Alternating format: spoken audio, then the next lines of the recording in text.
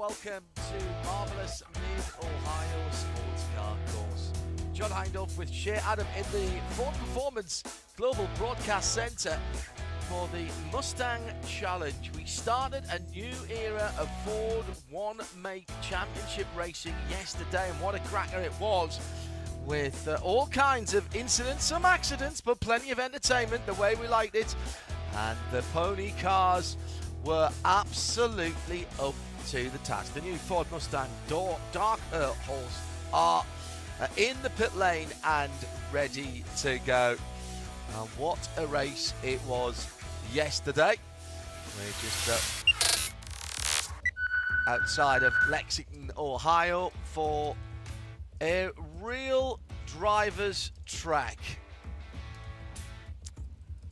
with the keyhole, then down the hill. We'll start actually at the kink of turn 3 and then head through turn 4, 5 and 6 Madness, round to Thunder Valley and up to the carousel. The first racing lap will end at the finish line, which is not the start line. And our first race was yesterday. Tyler Maxson on pole position in the orange and black car. Looked to have got a decent start, but toughing it out around the outside, further around the lap. And we had number 1 of Chloe Chambers getting suspension damage that curtailed her race, and Maxson under pressure going off at turn 6. That began a tremendous fight back. Robert Neuiger, his team owner and teammate, was right in behind him. There was no contact. Meantime, we had Zach Lee in the Chrome Mustang, absolutely bossing the Legends class and pulling off the track at the bottom of the hill at turn 6. He was a real gentleman. There was a lot of respect there. That left the multicoloured number 8 of Tom Tate in the lead of the Legends class, and he brought that one home to victory, but there was no stopping Robert Neuiger, who goes into the history books. That's the answer to the quiz question. Who won the first Mustang Challenge? Answer, Robert Neuiger. So that clearly puts him at the top of the championship. Shea Adam joins us today for her first look at the Ford Mustang Challenge for 2024. Cars that look and sound fantastic.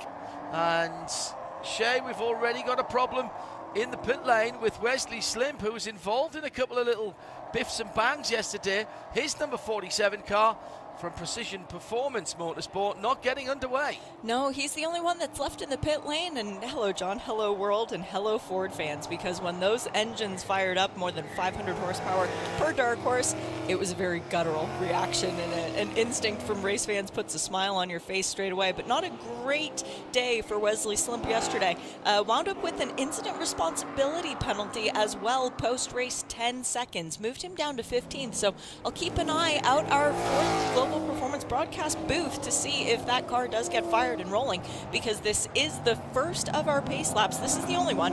They're going to get packed up and paired up coming out of the keyhole, as you rightly say, to take the green flag in a, well, inconspicuous space on the racetrack.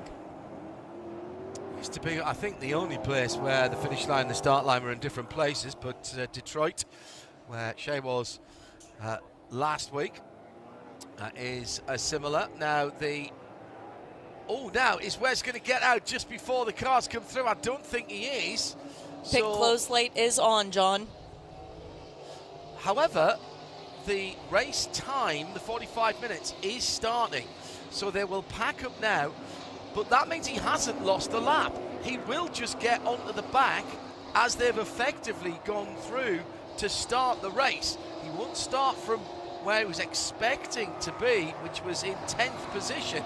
Outside of row 5, he's still being held by the pit lane official. Wesley Slimp now gets waved away and will join on right at the back. He's going to have cold tyres, but a very, very warm driver. Ready to go at the front of the field. Tyler Maxson, Robert Neuiger Racing, double pole this weekend. Can he convert? He had a fast car yesterday when he came back from down in 20th position. Sam Paley was quick yesterday too at the sharp end of the field. And Nate Cicero and Brandon Godovic were there as well. Robert Noecker, yesterday's winner, only on the inside of row 5. Row 3, Jeremy Fletcher alongside him. Reid Sweeney, Chloe Chambers, Alex Pachura and Max Opalski with Lee Zachary. The best of the, second best of the legends as we go green. It is Alex Pachura who was on pole for the Legends. Over 45s and a spin early on and damage early on. And the yellow flags are out.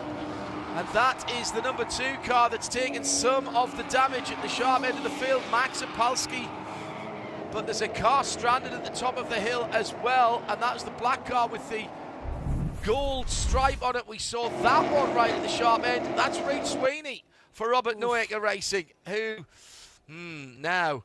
Chloe Chambers had to go right to the outside in the blue number 1 car. I think she might have shaved the tyre barrier on the grass there. Yes, she did, but missed an even bigger impact there. So she had to have her wits about her.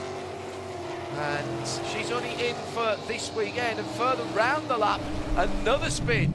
And we have a full course yellow while we have clear up. So it was clean at the start of the race yesterday, got untidy in parts. But Shea Adam, we have started in the worst possible way here.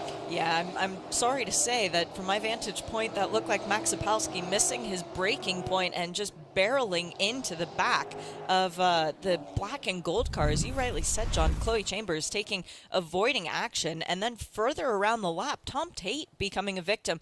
I think it might have been Nick Smither who got into the back of him, but I wait for, it could be Marco Ventos yesterday, actually, because now... It is Marcos Vento, yeah. Marcos is in the pit lane now, as also into the pit lane, the number 31, so the black and gold car has made it all the way around. That's good. Should make for a shorter yellow as Reid Sweeney pulls into his pit box and missing a left rear tail light as well for that Mustang. Well, the good news is that the team will be able to go to their local Ford dealer and order one of those tomorrow. One of a huge number of parts that are absolutely interchangeable between the Dark Horse R and its road-going stablemate. Ford, of course, bring plenty of spare parts here, both the racing bits and the more standard bits, but in an effort to keep the costs down and make it more accessible, Ford Performance deliberately have issued a huge dossier that goes with every one of these cars when they are delivered, and amongst that is all the part numbers that are interchangeable between the standard car that you can buy at your local Blue Oval spares counter at the service centre and straight onto the race car. Absolutely brilliant piece of thinking from everyone at Ford Performance, and it does mean that if you've got to get back home and have a short turnaround time, get your car prepped, get back to there, and I mean there's a Ford service centre pretty much close to everybody, isn't there? Yeah. Let's be honest. I think there's one about 9 miles from the track here, to be honest. It probably isn't open today, in fairness, but it was open yesterday. I would imagine that all of the employees at the Ford dealership are here around the track today to watch this race. And yes, it is one of those cool things that if you happen to want one of these cars, they are accessible. It's $145,000 for one of these race cars. A bargain. They are delivered in white, but with the Ford decals. And I am so pleased to see that the first weekend of this championship, there are very few plain white cars. Everybody has designed them up and put their touch on it, and the field looks fantastic. Behind the safety car then at the start of the race, the number 31 Reid Sweeney car in the pit lane for Robert Noecker Racing, but it's Tyler Maxson who has held on the lead. Now, he did this yesterday, then halfway through the race, just clipped the curb at the bottom of the hill at turn 6 and went off onto the gravel, managed to get through the gravel, a bit of rallycross there, and then expertly drove around the outside. It's the left rear that the mechanics are going to work on. They've got the big adjustable spanner out there, and coming out of the pits, Marcos Vento for the JV Racing team. This is the Valvoline number 18 car that's coming back out. He was involved, I think, in the second incident further round, again at the bottom of the hill at 6 going up to 7. I also see at the back of the field Tom Tate for MDK Motorsport, so he's moving again. Max Opalski is going again. So after the first incident, the major part of the field got through. Tom Tate got spun around, and yeah, that was Marcus Vento for JV Racing Team in the Valvoline car. And everybody got through. The problem was at the bottom of the hill that Max Opalski with a very damaged front end, and that's the car, I think, that is not going anywhere, sitting. In fact, it's got the front end lift now, and it is on the way back to its team in the pit lane. So Max Opalski Racing. If you recognise some of these names I've been shouting out, well, that we have seen a number of these teams and drivers in other IMSA sanctioned series. Ford have really appealed to the drivers. Super important for them. Spoke to them long before this was announced, and Ford absolutely wanted to be on the IMSA package. IMSA is quite a busy sanctioning body, and it wasn't the easiest thing to add another 27 odd cars, and there will be more cars coming, by the way, but everybody wanted to make it happen. It has happened. This is the first race weekend. Shay, you were up at the manufacturing plant a couple of weeks ago to see the Mustangs being turned out, and there's a lot of pride about this latest 2024 Ford Mustang, and particularly the Dark Horse and the Dark Horse R. Yeah, I was privileged enough to get to go to FRAP, which is the Flat Rock assembly plant. It's up in Detroit, just outside of the city, and it's where all the Mustangs are cranked out of. They do 320 on an 8-hour shift. They only do one shift a day, so this is not a 24-hour factory, but it basically means that there's a Mustang rolling off the line every 40 seconds. It's so cool. They have this full process that they go through where the cars come from being a shell to being a full-blown car, and the chassis, when they're going through, one of them might be destined for Hertz. It might be a future rental car, whereas the next one, well, it had race car written on it. A very neat process. We've now got Wesley Slimp, by the way, serving his drive-through penalty from starting from the pit lane, so that has been accomplished, so that should be one ticked off the list. So good for under yellow. Under yellow, yeah, that's an interesting one, but it might just be serving the feature of, hey, I started last and now I need to reestablish that. I'm not sure if that penalty can be served under yellow. I'll have to consult the rulebook on that one. But we talk about the car delivery.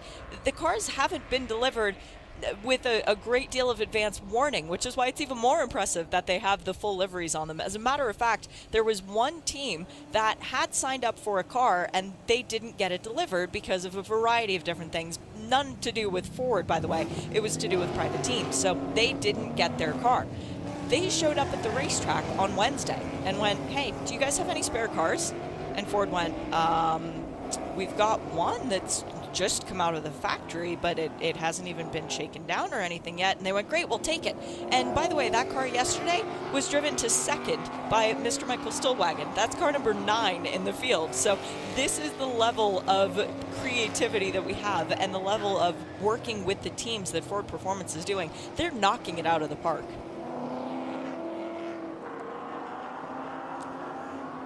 35.5 minutes to go.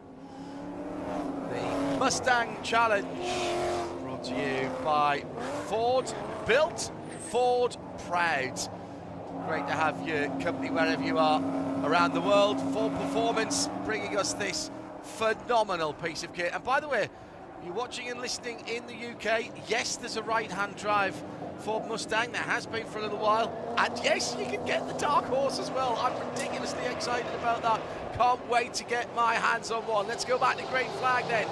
Just under 35 minutes to go. Great work by our safety team and our track services, and already into the carousel. One of the MDK cars. That's the number 8 of Tom Tate. He's having an eventful second race, burning the Michelin rubber as he gets the foot to the floor and releases all of that Ford horsepower.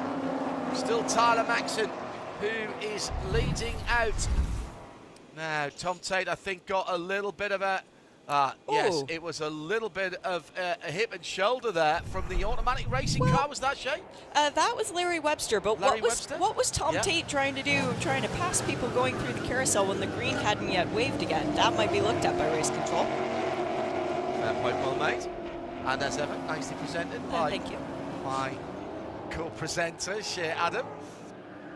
Now in the sunshine, in the early morning sunshine here, kicking off our Super Sunday with the Ford Mustang Challenge.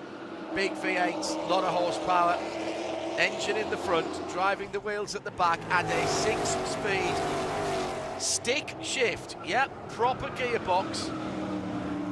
As this is back to roots racing for Ford. 3-pedal cars these.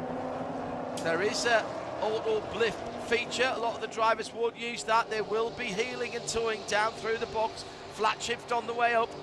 Cross the line. First proper racing lap at speed. Robert Neuger in 4th position.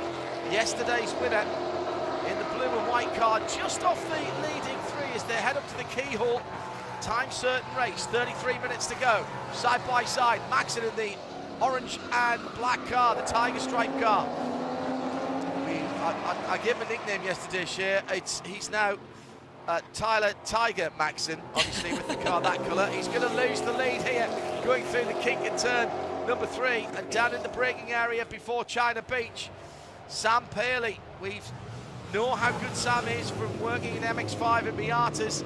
Even in his rookie year, he was at the sharp end of the field there. He goes to the lead, and Nate Cicero in the darker coloured Ford Mustang goes up the second. So Tyler Maxon, our pole sitter, held the lead for a long time yesterday, went off at turn 6, right where they are now, and lost the lead. He dropped down to 20th and fought his way back just off the podium by the time we got to the end yesterday. It was an awesome drive. So that orange and black car, Shea, we know is very quick, as is the car behind him.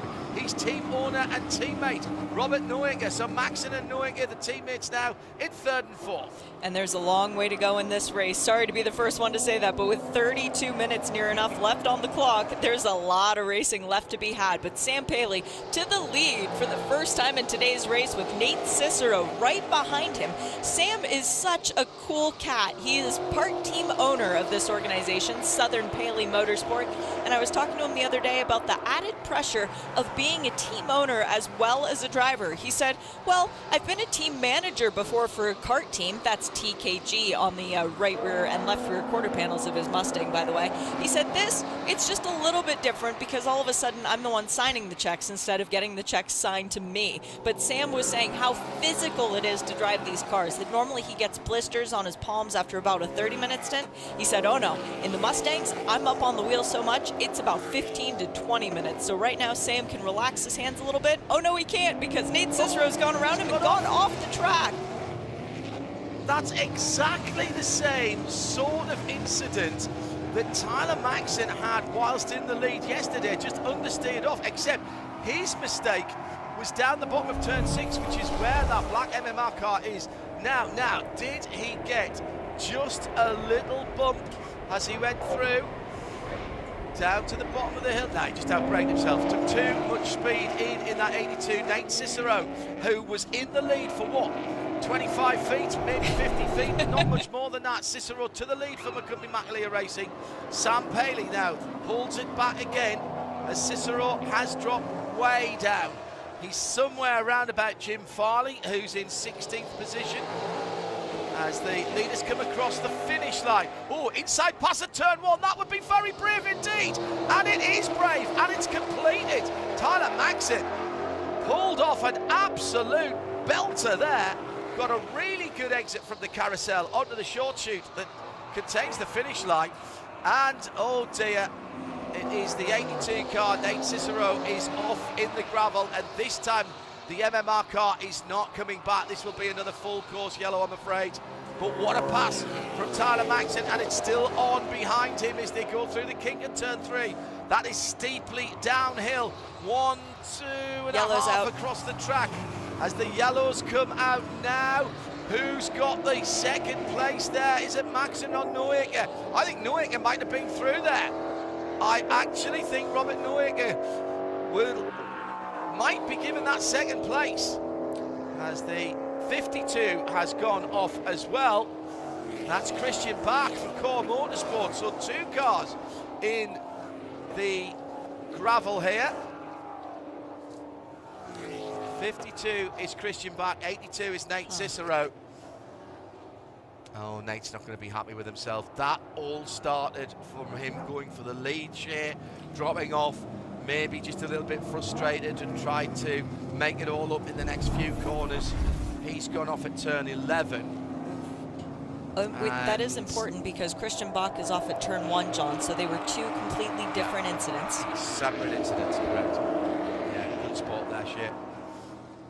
An awful lot of gravel at turn 1. It's a super quick corner, and that's why that pass by Tyler Maxson to take the lead was so impressive, because you do not slow down that much for that corner in these cars.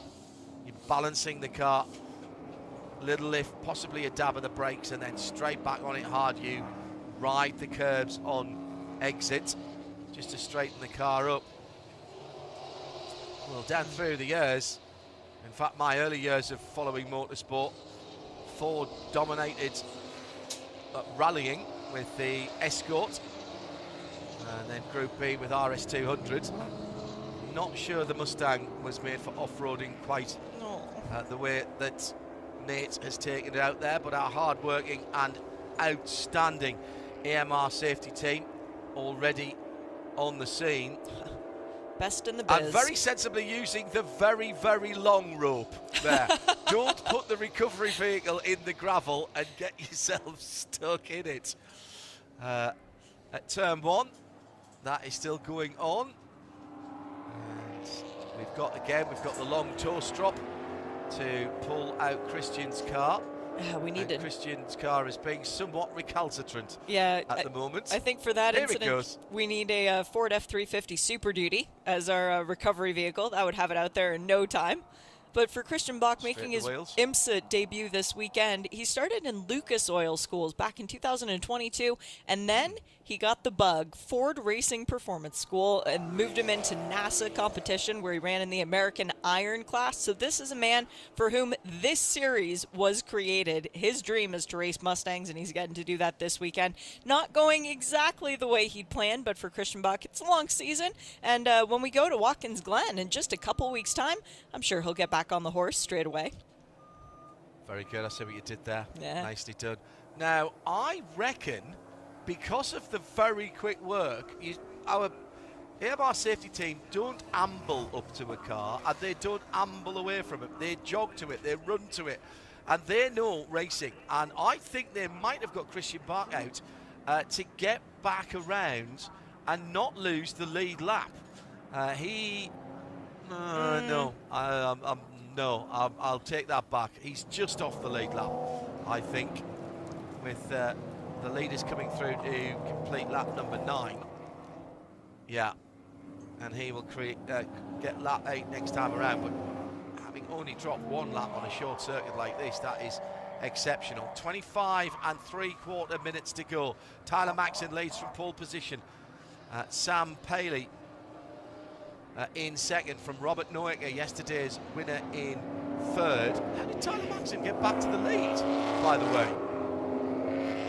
That's we had Sam Paley leading to. Oh no, he got back the lead at turn 1. Of course he did. We described the pass for the lead, that outstanding pass for the lead. And it was the battle between turn 1. Paley and Noecker for second that we were questioning which car would be ahead of which, and it is Sam Paley.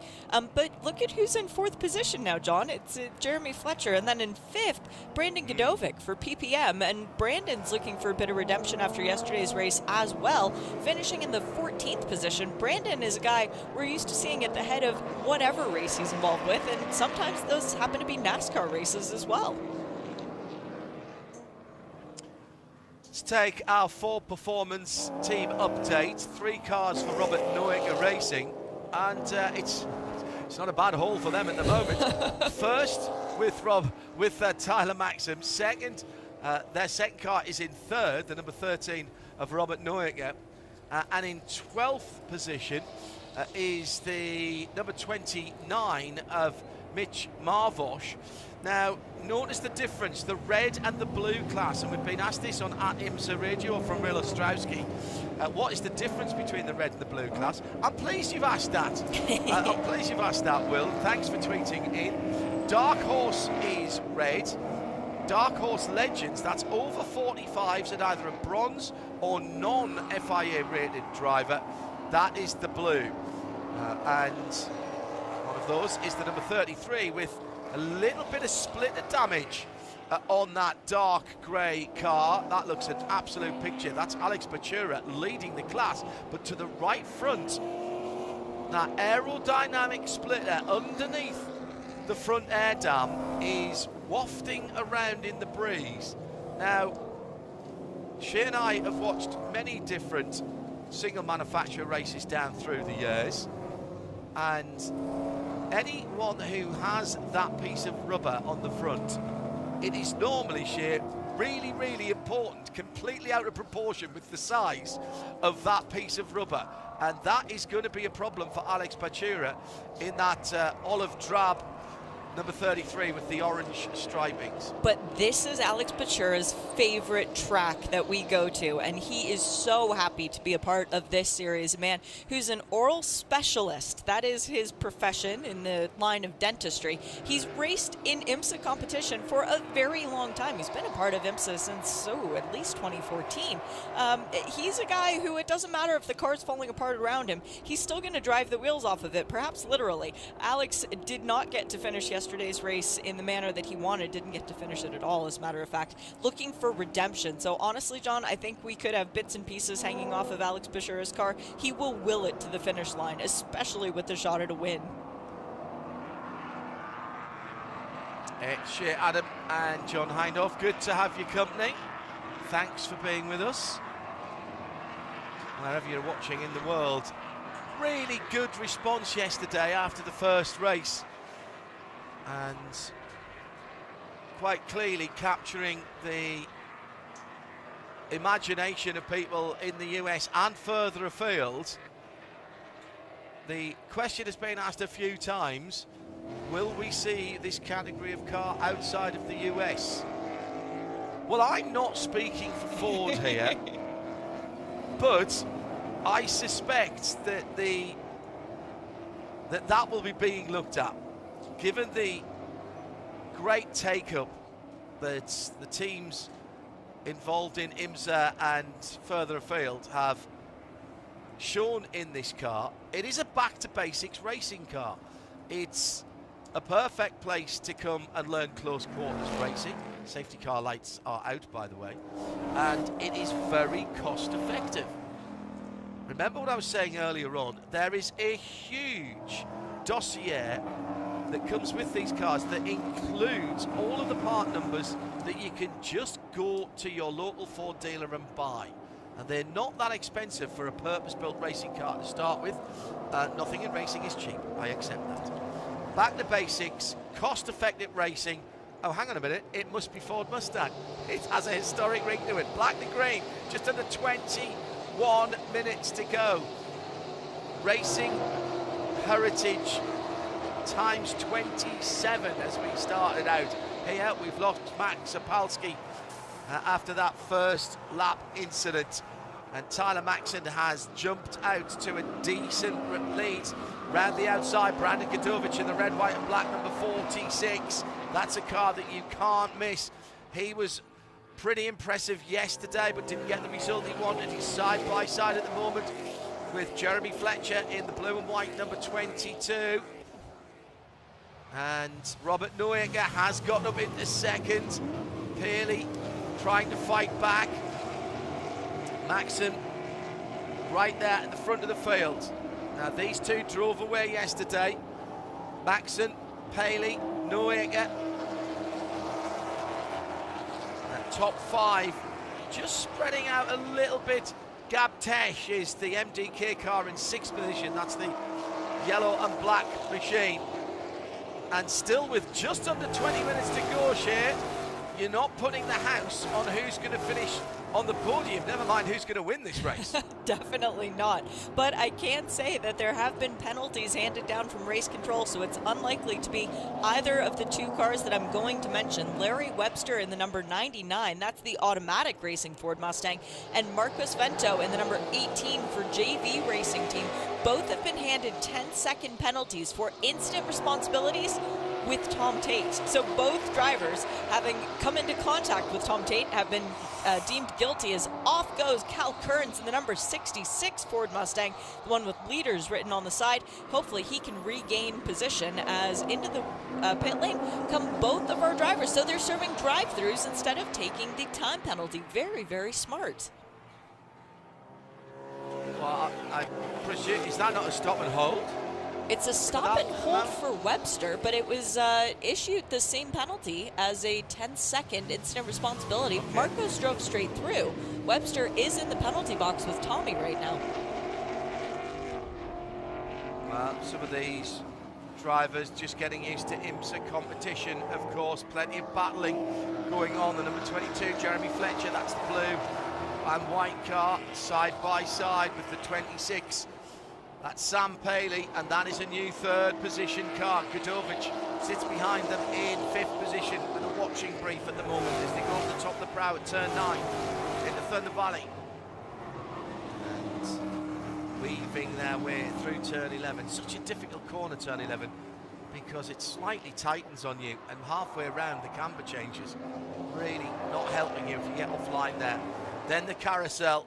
Keen-eyed viewers, and I will describe this for the listeners, but if you're watching on live and free via our video player at imsaradio.com, top left, I know it's a radio site, but with video linked to it, keen-eyed viewers will note a change of surface here at Mid-Ohio. There's been a lot of spend on the infrastructure here at Mid-Ohio since the last time IMSA were here a few years ago, 3 years ago. Always one of the favourite stops on the calendar. Always get a good welcome around these parts. And there's plenty of places to go and have something to eat as Jim Farley comes up the inside in that heritage livery from the first Mustang win up to the keyhole. And I think Jim misjudged his braking point there. And guess what? It's the number 8 of Tom Tate again who is involved in it. It was a very audacious manoeuvre from the man who heads Ford globally. He tried to bail out or give Jim Farley his due. He's a very experienced racer. And he realised, I think, he wasn't going to get pulled up, went on the grass, but couldn't avoid contact with Tom Tate. Wesley must Slim. think his car... excuse me, Wesley Slim, excuse me. Not Tom Tate, yeah. Wesley must think his car's got a Mustang magnet in it at the moment after yesterday.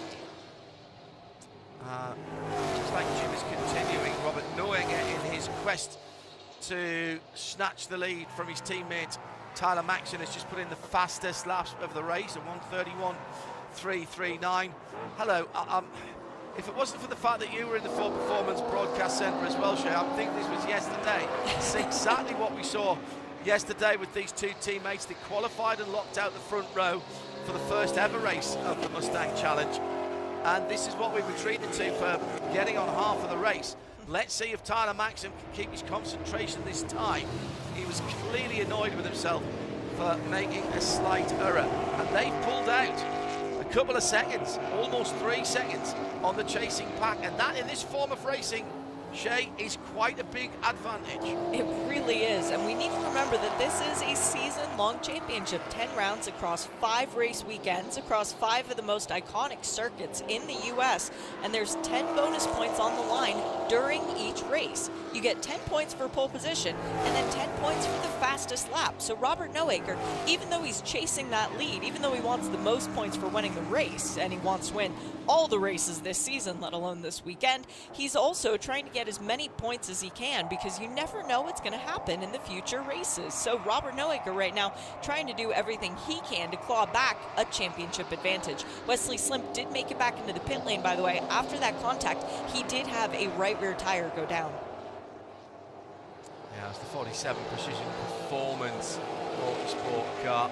Under 15 minutes to go now, so the last third of the race. Let's find out who still has performance in their tyres. In the Legends class, Alex Batura still leads. Zach Lee in second in that chrome Mustang, number 48 car at the keyhole right now. But there are cars between them. Alex is 7th in the general classification.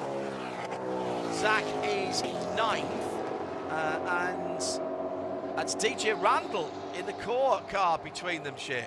Yeah, it is. And Zachary Lee, after yesterday's race, is looking for a little bit of redemption. The Becoming Backler racing driver had the pole position for both races this weekend, but didn't finish the race yesterday. So now he's looking at the back of DJ Randall's car going, please move, please move, please move. I would really like to get to Batura and have a shot at the lead and potentially the win. And you know what? Zach Lee, he's a patient driver. He will get there. Very fair driver as well. He was well up inside the top 10 overall yesterday when whatever it was befell that chrome Mustang, and he immediately looked to get off the track. I think he knew that it was an issue. It came on pretty quickly, and I'm speculating that it might have been something electrical, but I don't honestly know. I haven't been able to speak to the team. He got off the racing line straight away going down the hill. He was going down the hill at turn 6, immediately pulled off to driver's left, where there is a gap in the wall there at the bottom of the hill. He'd clearly done the track walk properly. He knew where he could seek some safety, and I don't even think we needed double yellows, to be honest. He got it so far behind the wall as he just closed it in, even on the grass, that we were able to continue the race. Really respectful for the rest of the competition. Down to the last 12.5 minutes now. In the Legends, Batura from Zach Lee, from Nick Smither, who had an up and down day yesterday, but that was a fast car, that number 58. The white number 9, still wagon car. That is one of the few cars that is at white because they got it so late. The automatic racing number 9 of Mike Stillwater. He's hanging on to a position inside the top dozen, and at the front of the field in the Dark Horse class with the red number panels and the red door mirrors, it is Tiger Tyler Maxson. Is it better Tiger Tyler or Tyler Tiger? Which way around do you think it should be? Tyler the Tiger. He's great. Yeah, thank you. You had Frosties as well when you were little, didn't you? Oh, yes. The other thing about the cars that they identify the red numbers on the door panel, on the numbers on the windscreen, but then the wing end plates. And it's a really subtle touch, but you notice when you see the cars up close and personal, the different color distinguishers for the classes. It's a really, really good idea. Yeah, and that red goes all the way across the rear wing for the Dark Horse class, the blue for the DH Legends. Again, wing end place and all the way across the gurney flap on the back of the wing as well. No difference in the cars, it's the drivers. 45 and above, so long as you're bronze or not FIA rated. So if you're 46 or 47 and you're a silver, you're in the red class, you're in the Dark Horse class. If you're bronze or not rated and you're over 45, I might just fit into that on age. Only just, mind you. I would be in the blue class. Through to about 10 minutes to go, and plenty of battles down the field as we've been mentioning, and for the final step on the podium, Jeremy Fletcher fighting a little bit of a rearguard action at the moment. He's lost touch with the leaders to the tune of about 4 seconds. He can see them off in the distance, but he's more concerned, Shea Adam, with Sam Paley and Brandon Godovic sitting in behind. So these three are very accomplished drivers that we've seen in IMSA competition, Maxon, Noaker, Fletcher, Paley, Godovic, all names that you and I have called in the past. Oh yes, all drivers who are used to being at the front of grids and IMSA competition of very differing varieties. The same goes for Alex Bashura and Zach Lee in the Dark Horse Legends category. These are guys, DJ Randall and his dad, Rod, they're guys that we've known for a very long time. And it was such a cool thing. The other night I was speaking to a team owner who said we used to race Ford Mustangs back in the day when it was a different brand. It was a different variety, but then we got priced out with the new cars as Gabe Tesh has gone for a spin up at the keyhole. This championship though, John, this is bringing back those good teams from a long time ago because this is an affordable option for racing and it's still really, really good racing. Now let's see what happened to Gabe Tesh. Was he unassisted? Ooh, Alex Bashura was there. Not sure you can convict Alex from that. Let's have a look. Nope, he was innocent on that. Was the daylight? I think he... How quick was that yellow flag out at the keyhole? The Ease car, then the 16 car with that lightning flash paint job down the side, the orange and black with the white divides. Looks like Tesh has got underway. Was there daylight between Bachura? Oh no, there's a little touch. Alex might get a penalty for that. He did his best to avoid. He really did. But there's a bit of damage there, and off has gone Brandon Godovic. No. Godovic, who was in 5th position, coming out of the carousel onto the start finish, or the finish chute. I must remember to say that. And he's dropped way down. He's dropped down to, what's that, 7th position now. So that has left a little bit of breathing room for Jeremy Fletcher and Sam Paley, who were battling for the last step on the box. He was trying to go around Sam Paley. He wasn't going to get through there. Sam Paley held his line. A little bit of hip and shoulder, but I think that's all right. Yeah, no, I think it's all right. As he had to get back onto the track, we'll leave race control to make those decisions. Gabe Tesh has resumed, by the way. Very, very long time in Sector 2, but at least he is going once again. So the driver, the number 16, has managed to continue for MDK Motorsport. Now, Alex Bachura was not battling with Gabe for position in class, but clearly wanted to be through because he was in his own battle in the Legends class. So he's got a little bit of a sort of Damocles over him at the moment. Leaders into lapped traffic now and dealing with it very nicely as they go through and pass. Who was that? That was the 31 of Reed Sweeney, wasn't it? It in was the blue car that they went through. 66 of Kel Kearns, but Tyler right, Maxon, Tyler the Tiger got held up through there just a little bit, coming through turn 13, and it opened the door ever so slightly for Robert Noaker. There is a little bit of space between those two cars once again now, John, but this is definitely giving Noaker the incentive he needs to try and make the pass for the win. Goes round the outside into turn 4. Now he's got to keep it there, roll off the brakes, and then go into the left-hander, at least alongside, but he can't make that happen this time because Maxon is super late on the brakes. There's about 3 things I like about Tyler Maxon's car. I love the orange and black. I like the black hood, the black bonnet. That is very me looking at Mustangs when I was in my formative years. And the third thing is everything else.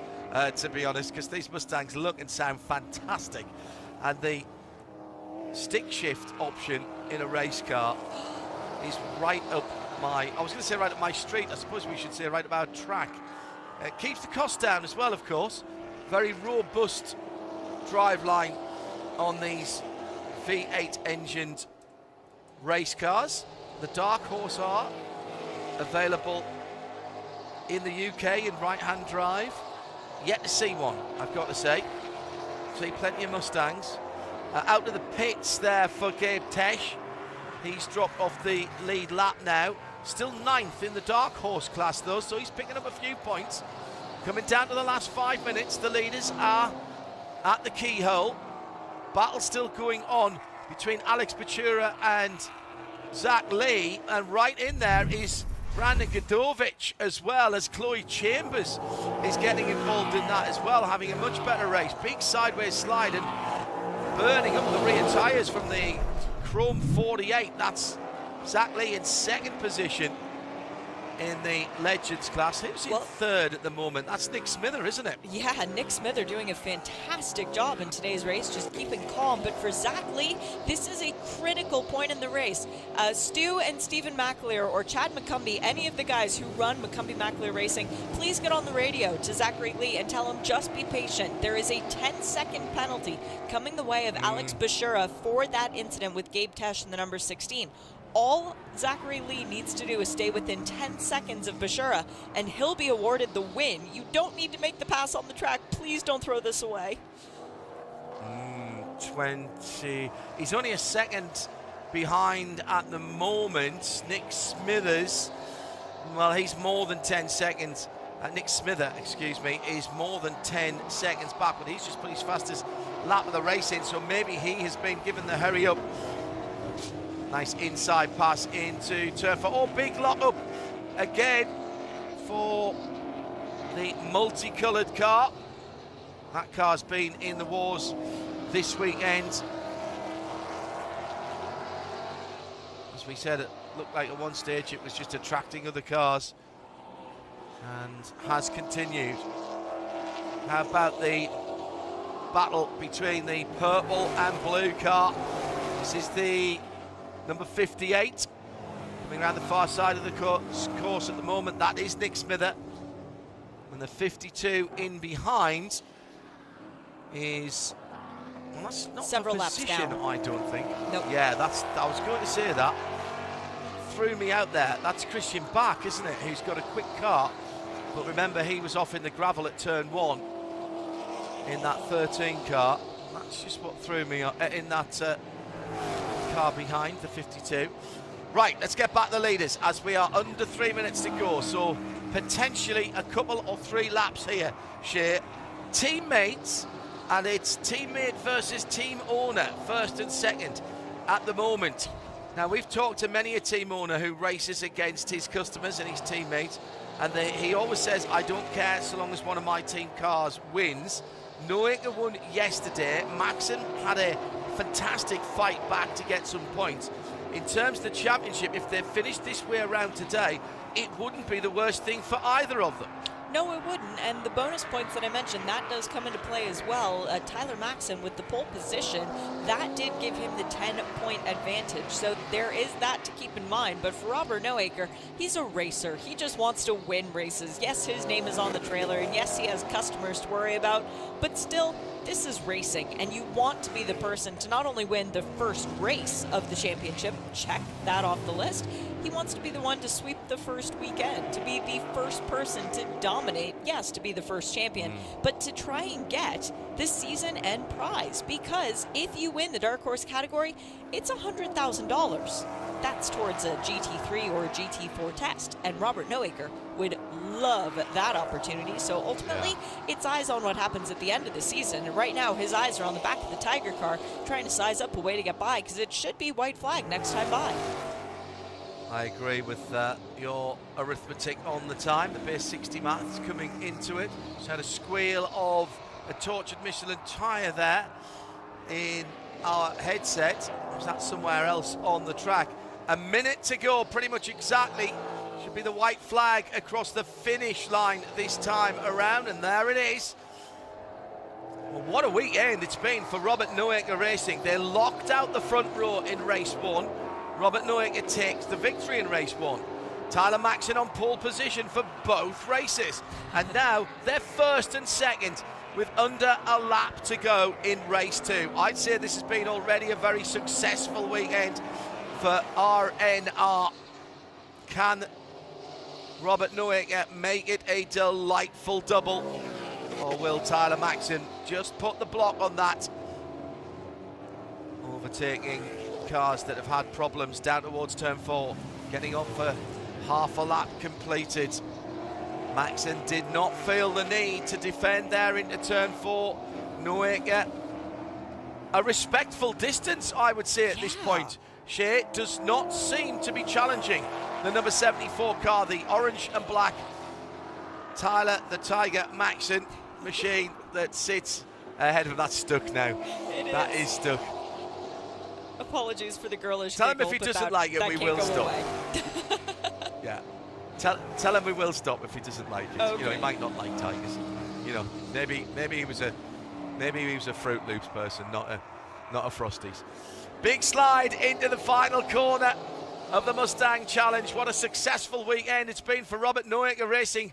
They've declared themselves as one of the championship favourites, and it's a win apiece for Tyler Maxson and Robert Noecker, who finished first and second after dominating the qualifying sessions as well. Jeremy Fletcher will hold on in third for Macumbi Macalia Racing, with Sam Pauley just off the podium in fourth. And in Legends, the first and second place cars are coming through. Alex Pachura will come through and take the flag on the road, but his 10-second penalty will mean that he loses that top spot. Well, we have to watch for the gap. We have to see how big the gap is. It's not enough. Yeah. Pachura already relegated behind Zach Lee, the number 48. Zach Lee finishing 8th on corrected time. Alex Pachura finishing in 9th position. Alex did a really good job. He pulled out 4 seconds in those last few minutes on Zach Lee, but not enough to hang on. Looks like Jim Farley's going to come home despite his little incident at the keyhole. He's going to come home to a top 10 in the general classification. That could be 8th position in Dark Horse. There he goes across the line now in front of the Ford Performance Broadcast Centre, and we're just waiting for Nick Smithers to come across the line. And in fact, there he is. Smithers, in fact, has gone through ahead of Jim Farley. So at the end there, Jim Farley drops down to 11th position. I'm guessing that Jim Farley, because he went across the line first, he must have had a penalty as well for that contact with Tom Tate, wasn't it, that he ran into at Correct. the keyhole. And that is exactly what has happened. So Nick Smithers gets third on the podium for the Legends and finishes 10th overall. But what a weekend for Tyler Maxson. It was a case of what might have been in the first race, although he got good points, but he has converted the pole positions in the second race. Unofficially then, the top 7 are taken up by the Dark Horse competitors, with Chloe Chambers having a much better race today to follow Brandon Godovich home. Zach Lee on corrected time beats Alex Bashura after Alex's indiscretion up at the keyhole, and Nick Smithers is in third. Jim Farley at the keyhole as well, got a time penalty. He finishes in 11th, that's 8th in the Dark Horse category. Mike Stillwagon with the first weekend, got the car home twice. Problems for people at the bottom of the result.